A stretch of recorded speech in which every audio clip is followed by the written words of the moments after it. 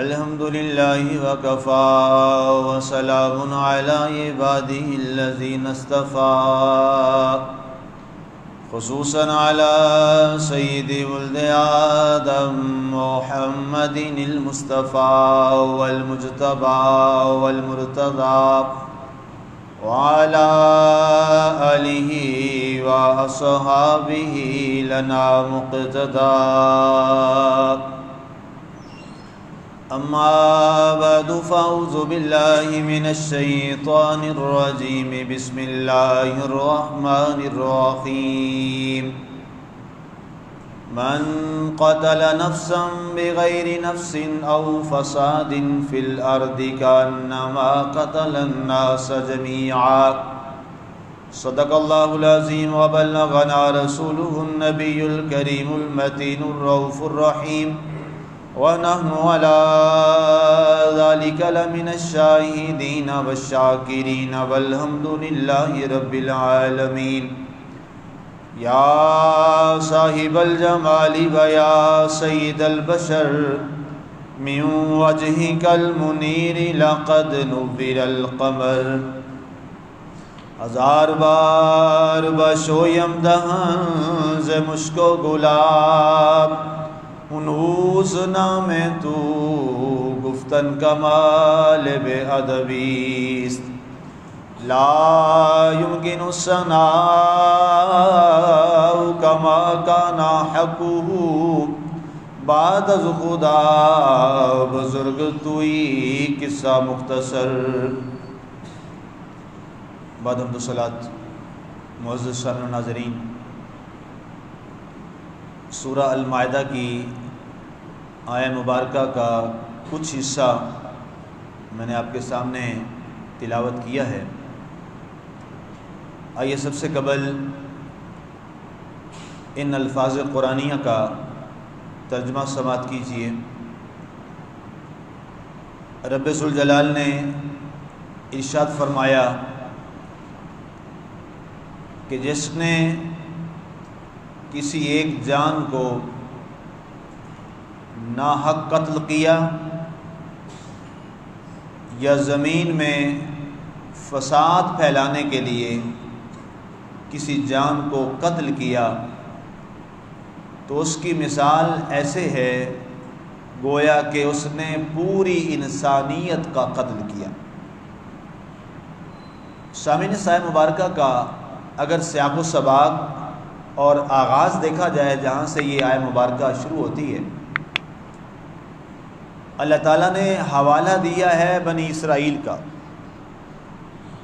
اور فرمایا کہ وَلَقَدْ كَتَبْنَا عَلَى بَنِي اسرائیل، کہ ہم نے بنی اسرائیل پر یہ فرض کر دیا تھا، ہم نے ان کے اوپر یہ بات لکھ دی تھی کہ جس نے کسی جان کو ناحق قتل کیا یا زمین میں فساد پھیلانے کے لیے قتل کیا تو گویا اس نے پوری انسانیت کا قتل کیا۔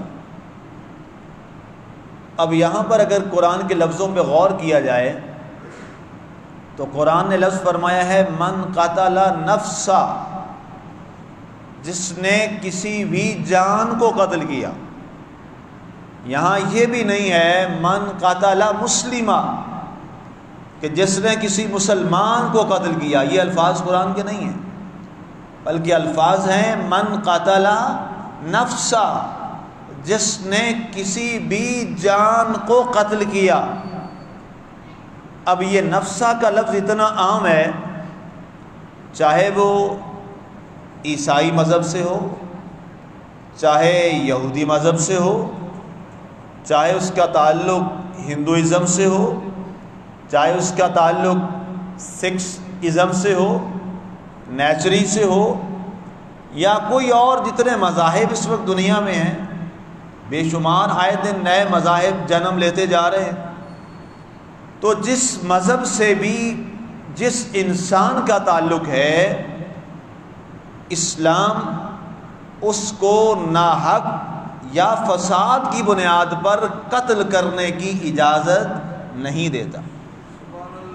یہ قرآن کا نظریہ پہلے سنیں اور اس کو سمجھیں کہ کتنی حساسیت ہے اسلام کے اندر اور کتنا عظیم دین ہے اسلام پوری دنیا کے اندر، کہ جس نے یہ نعرہ نہیں دیا کہ من قتل مسلمن، نہیں، من قتل نفسا، جس نے کسی بھی نوع بشر کو قتل کیا۔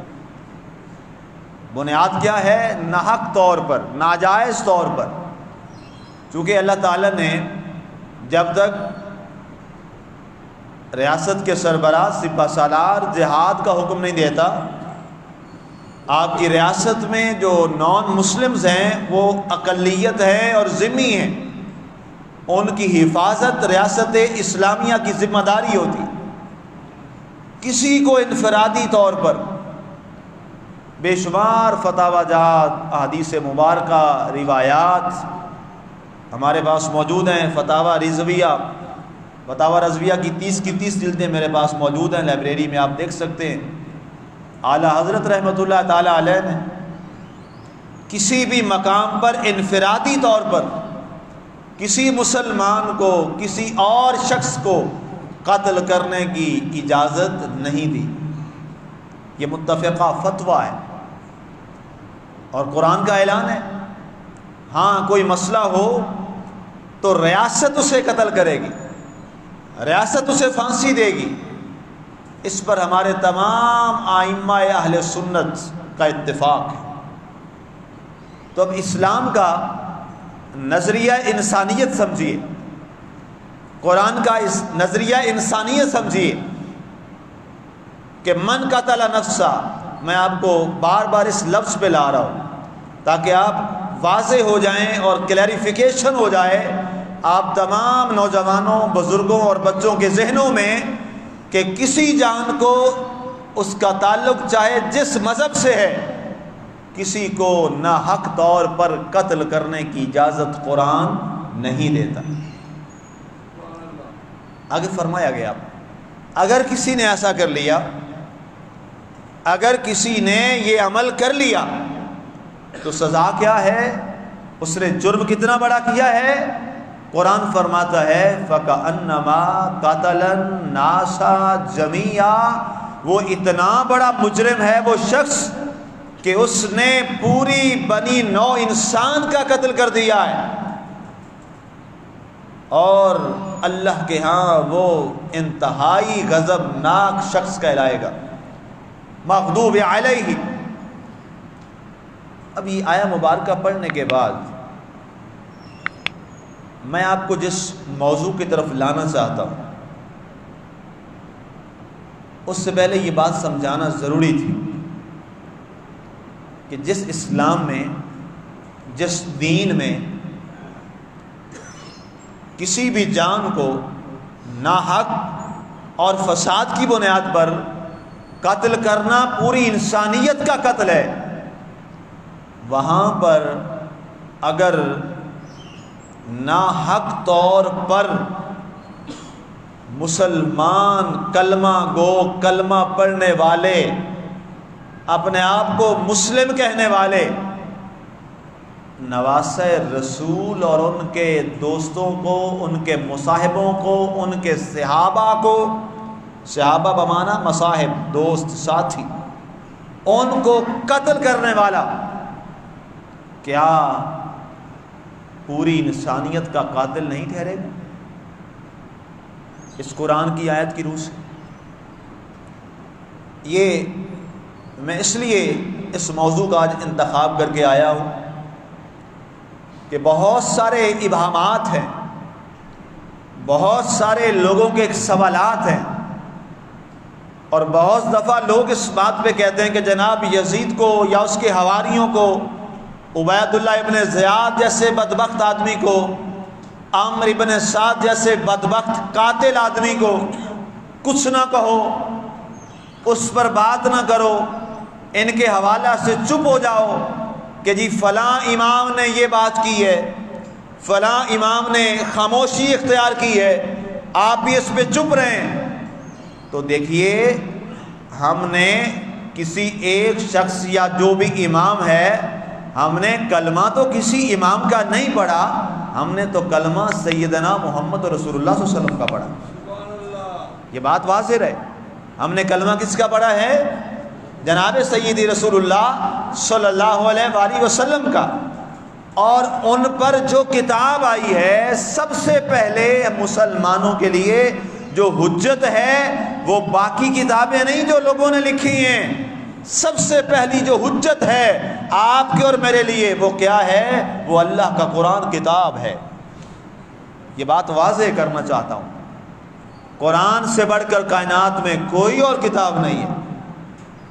چاہے جتنے بڑے ائمہ، جتنے بڑے امام اور محدث، جتنا بڑا محدث استاد المحدثین بھی ہو جائے، اس کی کتاب اس کی اپنی کتاب ہو سکتی ہے، لیکن قرآن کے مقابلے میں کائنات میں کوئی کتاب تھی نہ ہے نہ قیامت تک آئے گی۔ یہ واضح عقیدہ بنا لیجیے۔ حتیٰ کہ اس سے پہلے 3 کتابیں آئیں، 100 کے قریب صحیفے آئے۔ تورات سب سے پہلے آنے والی کتاب ہے، زبور اس کے بعد آنے والی کتاب ہے، اس کے بعد انجیل پاک آنے والی کتاب ہے، لیکن ان کے آسمانی کتابیں ہونے پر ہم ایمان رکھتے ہیں، لیکن ان کے احکامات پر اب ہم یقین نہیں رکھتے۔ یہ ہمارا عقیدہ ہے، اس میں بہت تبدیلیاں کر دی گئیں، چینجنگز آ گئیں۔ اس وقت دنیا کے اندر صرف ایک کتاب ایسی ہے جس کتاب کو ہر لحاظ سے قرآن نے خود اعلان کیا ہے، رب نے اس کا اعلان کیا ہے۔ کیا اعلان ہے؟ پہلے صفحے پر ہے، ذالک الکتاب لا ریب فیہ ھدی للمتقین۔ یہ وہ کتاب ہے جو ہر شخص سے پاک کتاب ہے۔ پہلا صفحہ ہے قرآن، لا ریب، کوئی عیب نہیں، کوئی شک نہیں، ہر شک و شبہ سے پاک ہے۔ تو آئیے یزید اور یزید کے تمام آفیسرز، یزید کے تمام متابعین، ان کے کریکٹر کو قرآن میں پیش کیجئے۔ جہاں ظاہر اختلاف ہوگا تو اللہ کے رسول نے کیا فرمایا تھا؟ جب تمہارے درمیان اختلاف آ جائے تو تم کیا کرو؟ فردوا اللہ تعالی، اسے اللہ کی طرف لوٹا دو۔ اللہ کی طرف لوٹانے سے کیا مراد ہے؟ اسے قرآن کی طرف لے کے چلو۔ اللہ کا کلام تو ہمارے پاس اس وقت کیا ہے؟ قرآن ہی ہے، اسے قرآن کی جانب لے جائیے۔ اب ان کے عمل کو، اس پر تو کسی کی دوسری رائے نہیں ہے کہ انہوں نے ظلم کا کیا بازار گرم کیا۔ بچوں کو شہید کیا، اس پر سب کا اتفاق ہے۔ نوجوانوں کو شہید کیا، اس پر سب کا اتفاق ہے۔ بوڑھوں کو شہید کیا، اس پر سب کا اتفاق ہے۔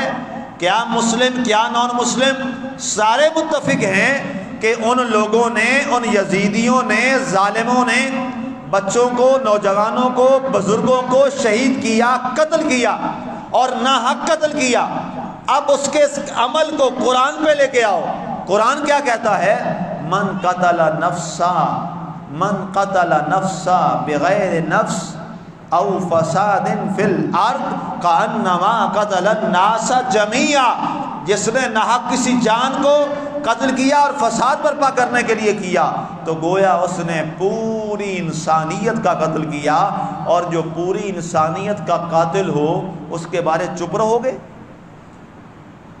بتائیے، دنیا کی کوئی عدالت ایسی ہے جو کہے یہ شخص قاتل ہے لیکن اس کے بارے بات نہ کرنا؟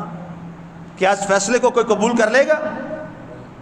کوئی انسان تو اس فیصلے کو قبول نہیں کر سکتا، مسلمان تو دور درکنار، کوئی انسان بھی اس فیصلے کو ماننے کے لیے تیار نہیں ہے کہ جس نے بچوں کو شہید کروایا، جس نے، اور وہ کہتے نہیں اس نے نہیں کیا تھا، باقی لوگوں نے کیا تھا۔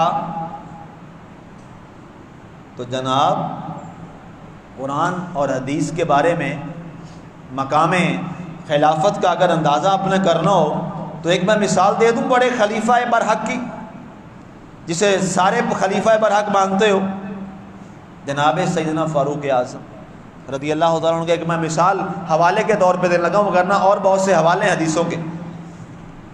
آپ جب خلیفہ بنے، آپ منبر پر آئے تو آپ نے ارشاد فرمایا اگر دریائے فرات کے کنارے ایک کتا بھی پیاسا مر گیا اس کا جواب دے کوئی اور نہیں، اس کا جواب دے عمر ہے، کیونکہ اس کا خلیفہ عمر، اس ریاست کا فرما روا کون ہے، بادشاہ کون ہے، عمر بن خطاب ہے، اور عمر کو اس کا بھی جواب دینا پڑے گا۔ بھائی جب بھی کوئی معاملہ ریاست میں ایسا ہوگا تو اس کا قتل کا مدعیت کس کے اوپر ہوگی، ریاست کے فرما روا پر۔ لوگوں کو انعامات سے نوازا تو اس میں شامل ہو گیا۔ اب آئیے پورا ٹولہ یزیدی ٹولہ جنہوں نے اس قدر ظلم کیا، اور میں آپ کے سامنے بے شمار محدثین کے نام رکھتا ہوں اس وقت جو دنیا کے اندر جن کے نام روشن ستاروں کی طرح چمکتے ہیں۔ حضرت سیدنا جلال الدین سیوطی رحمۃ اللہ تعالی علیہ کو دیکھ لیجئے، حضرت امام حاکم کو دیکھ لیجئے، حضرت سیدنا طبرانی کی موجم کی تمام کتب کو دیکھ لیجئے، اس کے علاوہ تہذیب الکمال کے مصنف کو دیکھ لیجئے، تہذیب التہذیب کے مصنف کو دیکھ لیجئے، السوائق المحرقہ کے مصنف کو دیکھ لیجئے۔ ایک لمبی فہرست ہے امہات الکتب کی، تمام میں یہ روایت موجود ہے، اذا قتل الحسین مطرت السماء دما، کہ جب سیدنا امام حسین کو شہید کیا گیا تو آسمان سے خون کی بارش برسی۔ یہ سارے محدثین فرماتے ہیں، یہ روایتیں ہمیں پہنچی۔ اور اس سے آگے آئیے میں صحابی کا حوالہ آپ کو دوں، حضرت عبداللہ ابن عباس رضی اللہ تعالیٰ عنہ اس کے راوی، اور ان سے روایت بیان کی گئی۔ حضرت عبداللہ ابن عباس رضی اللہ تعالیٰ عنہ فرماتے ہیں لما قتل الحسین ما من حجر الا اذا رفع فنظر دم عبید، فرمایا کہ ہم نے یہ دیکھا کہ جب حسین ابن علی کو قتل کیا گیا، شہید کیا گیا، تو بیت المقدس کے اندر کوئی ایک پتھر جس کو بھی اٹھایا جاتا تھا اس پتھر کے نیچے سے تازہ خون نکلنا شروع ہو جاتا تھا۔ یہ حضرت عبداللہ ابن عباس صحابی رسول کا حوالہ میں دے رہا ہوں۔ اسی طرح حضرت سلمہ بصریہ ان کا ایک حوالہ سن لیجئے۔ حضرت سلمہ کہتی ہیں کہ جاءت عند ام سلمہ تھا، کہ میں حضور کی زوجہ محترمہ ام المومنین حضرت سیدہ طیبہ ام سلمہ رضی اللہ تعالی عنہا کے پاس آئیں، فَإِذَا هُوَ تبکی، وہ رو رہی تھی، فَسَأَلْتُ عَنْهَا لِمَ تبکی یا ام سلمہ تھا، میں نے سوال کیا اے ام سلمہ تمہارے رونے کی وجہ کیا ہے، تم کیوں رو رہی ہو؟ فقالت رأیت رسول اللہ صلی اللہ علیہ وآلہ وسلم فی المنام والتراب علی وجہہ وعلی لحیتہ، فقلت وسألت یا رسول اللہ صلی اللہ علیہ وآلہ وسلم ما ھذا، فقال قد اتیت من ارض یقال له کربلا وقد قتل الحسین۔ سیدہ ام سلمہ فرماتی ہیں کہ میں نے سلمہ تمہیں کیا بتاؤں، ابھی میں نے خواب دیکھا ہے، میں سوئی ہوئی تھی، خواب میں میرے آقا تشریف لائے۔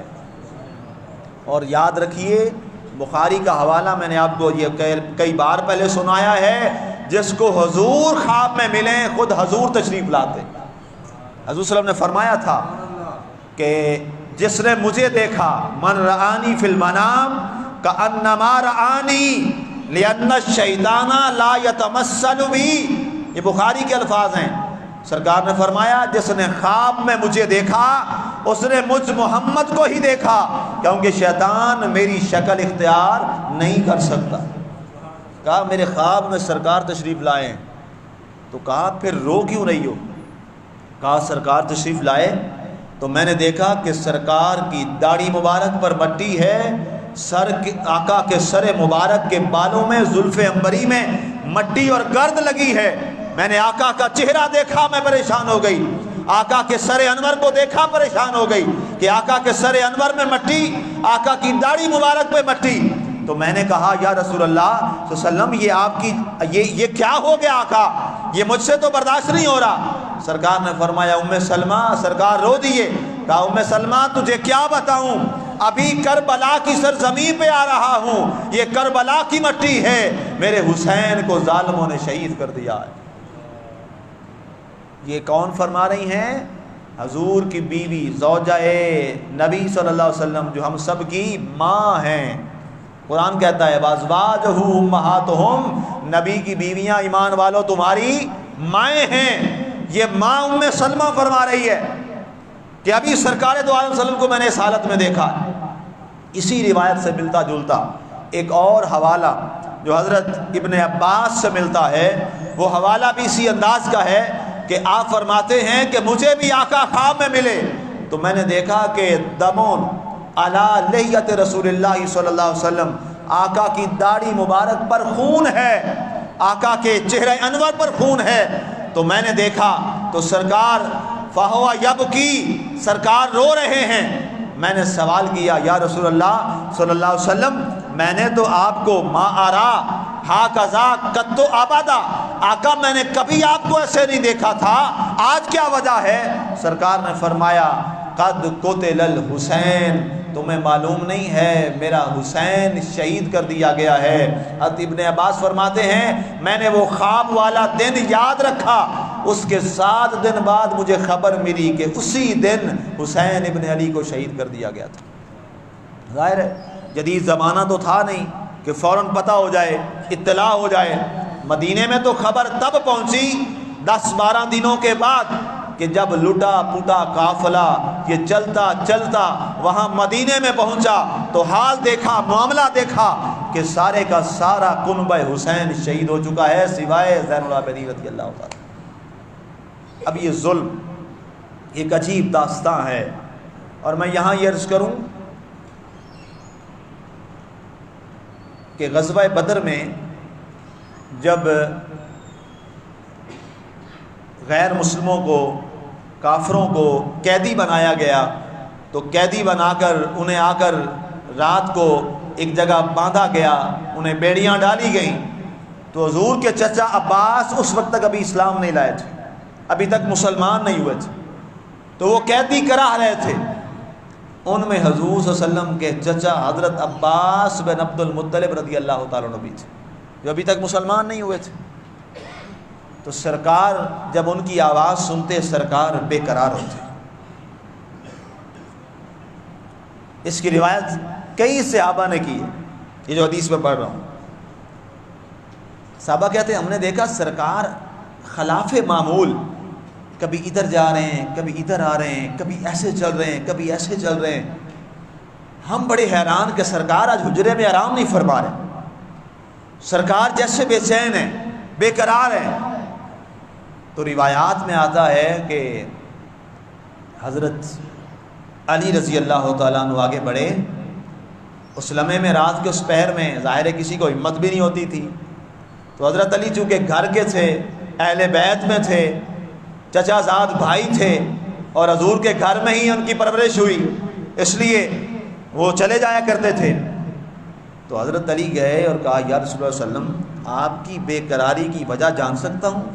آپ بڑے بے قرار ہیں، آپ ادھر تشریف لے جاتے ہیں، پھر ادھر آتے ہیں، پھر ادھر جاتے ہیں، پھر کبھی مسجد میں کبھی گھر میں، آقا وجہ کیا ہے؟ سرکار نے فرمایا علی کیا بتاؤں، میرا چچا عباس ہے اور اس کو بیڑیاں ڈلی ہوئی ہیں، وہ کراہتا ہے تو مجھے نیند نہیں آ رہی۔ یہ وہ چچا ہے، یہ وہ خون ہے جو ابھی مسلمان نہیں ہوا، جو ابھی اسلام نہیں لائے۔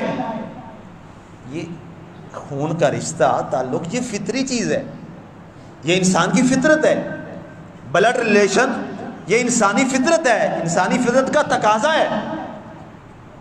سرکار نے فرمایا، حضرت علی نے صبح صبح ہی صحابہ کی ایک چورا بلائی، کہا سرکار ساری رات تکلیف میں رہے ہیں، کوئی ایسا راستہ نکالو کہ ان قیدیوں کو آزاد کیا جائے۔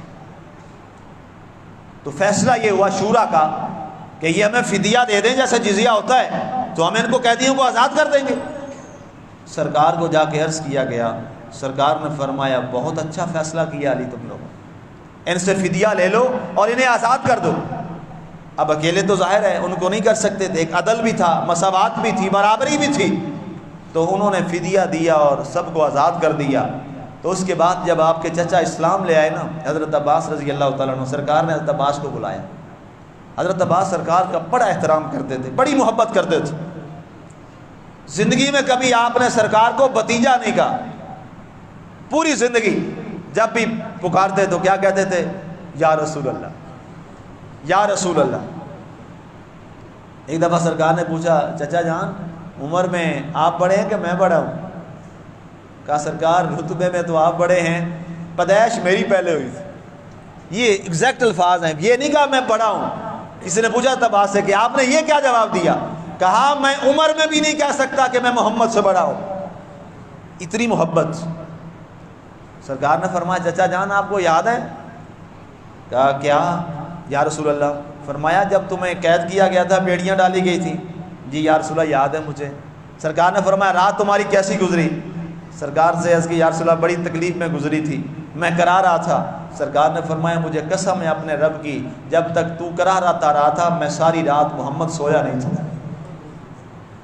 یہ تو تعلق ہے چچے اور بھتیجے کا، اور ایک تعلق ہے نانے اور نواسے کا، اور نانا اور نواسا بھی وہ کہ جسے آپ کے اور میرے آقا فرمائیں میرا لخت جگر ہے، میرا بیٹا ہے، اس کی تکلیف، اور جب اس کے ساتھ یہ ظلم ہوا ہوگا تو بتاؤ روضہ رسول میں مصطفیٰ سکون سے رہے ہوں گے؟ اور جس نے آقا کو تکلیف دی ہو، جس نے میرے آقا کے خاندان پہ اتنا ظلم کیا ہو، اور کوئی آج اٹھے اس کی حمایت میں، تو ہم اس کی ایسی کتابوں کو آگ اور دریا برد نہ کر دیں؟ اس کی تحریروں اور تقریروں کو ہم آگ میں نہ ڈال دیں؟ جس نے نواسہ رسول اور خاندان رسول پہ یہ ظلم کیا، اور لوگ اس کے بارے سافٹ کارنر رکھیں، یہ تو انسانیت بھی اس چیز کا اجازت نہیں دیتی جو ظلم اور بربریت کی گئی۔ اب شہادت کے بعد آپ اندازہ کریں یہ ظلم کی کیا داستانیں۔ ابن اسیر میں پڑھ رہا تھا، جب امام حسین، یہ پورا واقعہ 10 دن ہمارا چلتا رہا ہے، وہاں تفصیل میں نے بیان کی ہے، میں ریپیٹیشن میں نہیں جا رہا، میں اشارہ کر کے آگے بڑھ رہا ہوں۔ جب امام علی مقام کی شہادت ہو گئی، اس کے بعد انہوں نے خیموں کو آگ لگا دی، جلا دیے، اور ان کے سر وہاں سے کاٹ لیے۔ سر کاٹنے کے بعد اپنوں کے جنازے پڑھا رہے تھے، اور جو خاندان رسول کے چشم و چراغ تھے ان کو وہیں پر جانوروں کے حوالے کر کے چلے گئے۔ اور کیا ان کی نیت تھی؟ ان کے ارادہ اور نیت یہ تھی کہ جناب ان کو جانور کھا لیں گے، نعوذ باللہ، ان کے اوپر فلاں جانور آ جائے گا۔ رب کعبہ کی عزت کی قسم، کسی ایک جانور کو بھی یہ جرت نہیں ہوئی کہ وہ آ کر کسی ایک کے بارے میں کوئی ایسی سونگ بھی لیتا۔ کہتے ہیں کہ بلکہ خود رات کو روایات میں آتا ہے، رات کو شیر آتے تھے اور وہ آ کے پہرا دیا کرتا تھے اہل بیت کے دھڑوں کا۔ وہ تو بعد میں کوئی لوگ آئے اور ڈر کے مارے کوئی آ بھی نہیں رہا تھا کہ جناب کہیں ہم جائیں گے۔ ظاہر ہے جس کے پاس ریاست ہوتی ہے، حکومت ہوتی ہے، وہ زور بازو استعمال کرتا ہے، وہ ریاست کا زور استعمال کرتا ہے۔ لوگوں کے ایمان اتنے مضبوط نہیں تھے، ڈرے ہوئے تھے کہ جائیں گے تو پتہ نہیں کیا ہو جائے گا۔ انہوں نے آ کر ان ناشوں کو بھی نہیں اٹھایا، وہیں سے سر لے کر چلے گئے۔ آپ بتائیے کیا اس کے بعد بھی وہ مسلمان رہ گئے؟ آج آپ سوچئے، مسلمان ہم یہ کہتے ہیں کہ جناب حضرت امام یوسف کا ایک واقعہ میں پڑھ رہا تھا، آپ وہاں تشریف فرما تھے، تو دسترخوان لگا تو آپ نے فرمایا کہ لوگ بڑے بیٹھے تھے وہاں پہ، بڑے بڑے عظیم لوگ بھی بیٹھے ہوئے تھے، ریاست اور فرما روا لوگ بھی تھے. تو کہا جی کس چیز کا سالن ہے؟ کہا گیا جی کدو شریف کا سالن ہے. تو ان میں سے ایک شخص بولا کہ مجھے کدو پسند نہیں ہے. حضرت یوسف علیہ السلام نے امام یوسف نے تلوار نکال لی، فرمایا اس کا بھی سر اڑا دو. کہا جی میں نے کیا کہا؟ میں نے کہا مجھے کدو پسند نہیں ہے. کہا جس کو میرا محبوب فرمائے پسند تو اس کو ناپسند کہے؟ چل دوبارہ کلمہ پڑھ. ایک حضور کی پسند کو ناپسند کہنے والے کو امام یوسف فقہ حنفی کے امام نے کہا اس کا سر اڑا دو. تو بتاؤ جس حسین کے بارے حضور نے فرمایا ہو لحموں کا لحمی جسدوں کا جسی دموں کا دمی، اے حسین تیرا خون میرا خون، تیرا جسم میرا جسم، تیری ذات میری ذات، اور یہاں تک فرما دیا ہو حسین منی و انا من حسین، حسین مجھ سے ہے اور میں محمد حسین سے. ان کو قتل کرنے والا، ان کی بے حرمتی کرنے والا. اور امام بخاری نے باقاعدہ وہ حدیث نقل کیا انس بن مالک سے کہ جناب جب سر حسین اور وہاں پر ایک صحابی وہاں موجود تھے، زید بن ارقم بوڑھے صحابی، وہاں جب سر حسین لایا گیا یزید کے دربار میں تو اس بدبخت نے کیا کیا؟ اس نے سر حسین کے اوپر چھڑی ماری اور کہا آج ہم نے بدلہ لے لیا ہے اپنے بڑوں کا، اور آج دیکھو یہ نیچے پڑا ہے اور میں تخت پہ بیٹھا ہوں. تو اس وقت وہ صحابی رسول آگے بڑھے، بزرگ تھے، بوڑھے تھے، کہا بدبخت چھڑی کو پیچھے کر، انہی لبوں کو میں نے اپنی آنکھوں سے محمد عربی کو چومتے ہوئے دیکھا تھا. اس نے کہا اس کو پکڑو، یہ کون ہوتا ہے؟ یہ بدبخت شخص کون ہے؟ اس کے یہ جملے ہیں. اور کہا اگر تو بوڑھا نہ ہوتا تو میں تیرا ابھی سر قلم کر دیتا. اس کے بعد عبید اللہ ابن زیاد کا کرتوت سنیے. انہوں نے کیا کیا؟ جب سر حسین شہادت کے بعد آ گیا، اعلان کیا کہ کوفے کے جامع مسجد جو ہے، جو ان کے دارالخلافہ تھا، وہاں پہ جاؤ، لوگوں کو جمع کرو، اعلان کرو. مسجد میں اعلان کیا گیا. کوفے کے سارے لوگ جمع ہو گئے اور آ کر منبر پہ بیٹھا اور کہنے لگا کہ آج کذاب ابن کذاب کو نعوذ باللہ نقل کفر نباشد، کذاب ابن کذاب کو آج اپنے انجام تک پہنچا دیا گیا. کذاب کا معنی تھا جھوٹا، جھوٹے کے بیٹے کو، یعنی علی نعوذ باللہ جھوٹا تھا، اس کا بیٹا حسین بھی جھوٹا، اس کو آج اپنے انجام کو پہنچا دیا گیا. ایک نابینا سے ابھی وہاں بیٹھے ہوئے تھے، وہ کھڑے ہوئے، اس نے کہا اے ہوا صادق ابن صادق، اور یہ تو سارا گھرانہ ہی سچوں کا گھرانہ ہے. انت کاذب و ابن کاذب، تو بھی جھوٹا ہے، تیرا باپ بھی جھوٹا ہے. اس نے کہا یہ کس کو جرأت ہوئی ہے؟ وہیں پر تلوار سے اس نابینا صحابی کا سر اڑوا دیے اور دوبارہ گالیاں دینی شروع کر دی حضرت علی رضی اللہ تعالیٰ عنہ حسین پاک. اور یہ ان ظالموں نے اور سفاکوں نے اتنا سخت یہ بے ادبی کا معاملہ کیا.